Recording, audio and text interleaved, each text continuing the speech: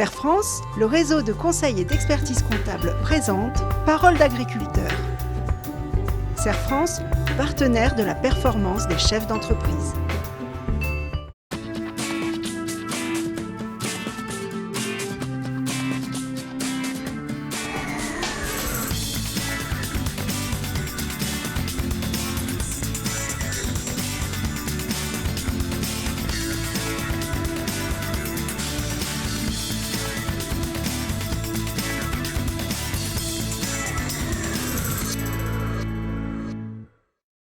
En 1996, je m'installe avec mon père sur une activité de vaches laitières et de pommes de terre.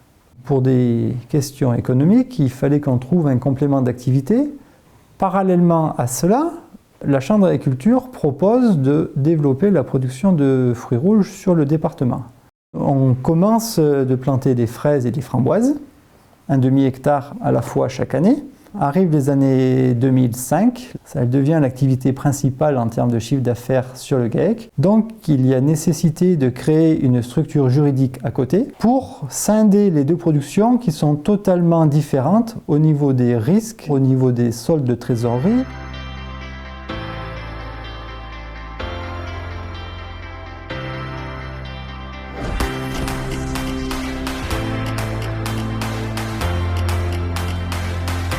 Avec un niveau d'activité de 1 800 000 € de chiffre d'affaires, il y a forcément présence de gros clients. Certains peuvent être amenés à faire défaut. Ça pourrait être un phénomène de cascade. En créant cette nouvelle société à responsabilité limitée, les risques pris par cette société étaient limités aux capitaux engagés. J'ai commencé les fruits rouges sans grande motivation, mais l'appétit est venu en mangeant. La production de fruits rouges m'a permis de me créer de nouveaux challenges, de nouveaux défis.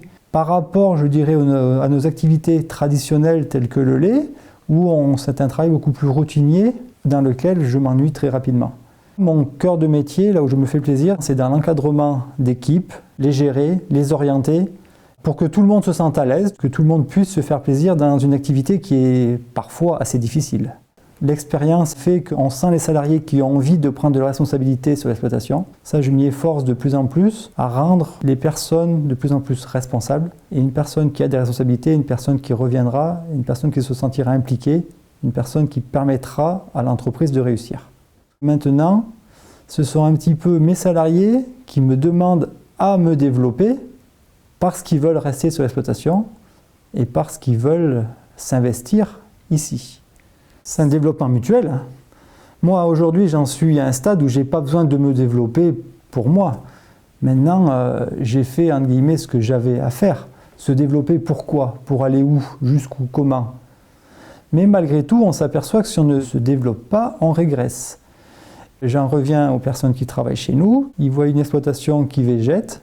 Ils n'ont pas envie de s'investir comme ils pourront le faire quand ils verront des nouvelles installations, quand ils verront des nouvelles techniques. Une envie de progresser. La progression, c'est une reconnaissance de soi et des autres. Là, celles-là, elles ne sont pas vraiment bleues, mais tu sais, quand le feuillage il est bleuté, la sève ne circule plus et c'est souvent soit un problème au niveau des racines ou des choses comme ça, quoi. J'ai simplement eu la faculté de regarder autour de moi les réussites et les échecs. Pourquoi un tel a réussi, pourquoi un tel a échoué? Je me suis aperçu que les échecs sont dus à des problèmes d'exploitants qui ont voulu faire plusieurs métiers, de la production et du commercial. Pour moi, c'est pas possible. La clé donc est de garder un contact sur toute la chaîne, mais de ne pas être trop impliqué. L'autre facteur d'échec, ce sont des gens qui ont voulu progresser trop vite, sans avoir l'encadrement en main-d'œuvre derrière, avec des structures d'endettement énormes, qui appartenaient à la banque plutôt qu'appartenir aux producteurs. Je préfère des progressions beaucoup plus linéaires, avec plus d'autofinancement, et où ça se passe nettement mieux. Quand je fais un développement, j'anticipe déjà le prochain que je vais faire. Mais des petites choses, l'une après l'autre. Et je pense que c'est comme ça. Les spécialistes connaissent bien le syndrome de la fuite en avant. Je n'arrive pas à tirer un revenu satisfaisant de l'entreprise dans sa situation actuelle, du coup, je vais essayer d'entreprendre autre chose. Ce syndrome de la fuite en avant conduit en général à la catastrophe. Des conseils, j'en aurais plusieurs à donner. Le premier, ce serait de ne pas partir seul. Toujours partir avec un groupement. Nous avons la chance en Haute-Loire d'être un petit groupement de producteurs. C'est un groupement de 40 producteurs dans lequel chacun est responsable et chacun se sent impliqué. Et c'est d'autant plus facile de réussir qu'on mutualise les risques, on mutualise le commercial, on mutualise beaucoup de choses. Le GIE des producteurs de fruits rouges des Monts du Velay, c'est une structure qui a 20 ans. Aujourd'hui, nous faisons 1000 tonnes de fruits rouges. On est présent sur tout le marché français. Nous avons comme clients principaux les espaces fraîcheurs Grand Frais, des revendeurs sur la région parisienne qui commercialisent dans toutes les grandes et moyennes surfaces.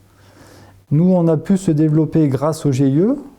C'est par leur intermédiaire, c'est par leurs conseils qu'ils nous disent il faudrait planter telle variété de fraises, aujourd'hui de la myrtille. C'est eux qui nous orientent sur les marchés de demain. Et cette petite structure nous permet de faire ce relationnel entre tous les maillons de la filière fruits rouges. Il ne faut absolument pas dissocier la partie commerciale de la partie production. Il faut prévoir ce que le consommateur voudra demain. Donc il est impossible de prévoir un développement d'une exploitation sur 5 ou 10 ans. Maintenant, c'est quasiment année par année que l'on voit les évolutions. Je n'avais jamais prévu de me développer dans la production de fruits rouges de façon aussi significative. Il y a des aléas de personnes, environnementaux, administratifs, que nous ne pourrons pas anticiper aujourd'hui. Il faut avoir une ligne directrice de vie sur le long terme, mais comment on y arrive? Les virages, nous les prendrons au fur et à mesure des années.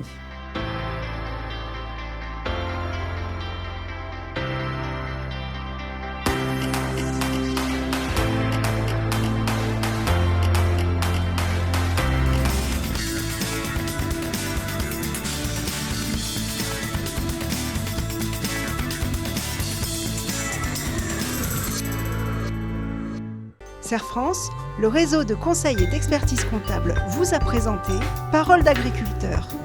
Serre France, partenaire de la performance des chefs d'entreprise.